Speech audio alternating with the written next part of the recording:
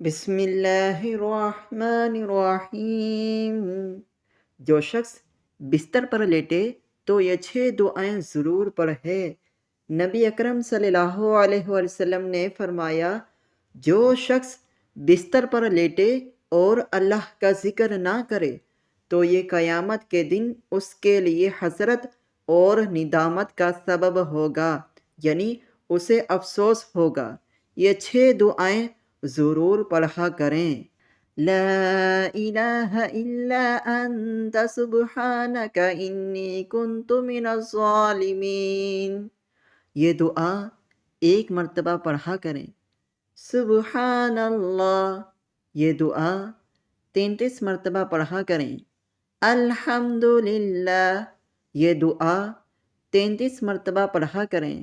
اللہ اکبر، یہ دعا 34 مرتبہ پڑھا کریں۔ یا مقلب القلوب ثبت قلبی علی دینک، یہ دعا 3 مرتبہ پڑھا کریں۔ رب اغفر لی ذنوبی انہ لا یغفر الذنوب غیرک، یہ دعا 1 مرتبہ پڑھا کریں۔ بستر پر سونے کے لیے جائیں تو یہ 6 دعائیں ضرور پڑھا کریں۔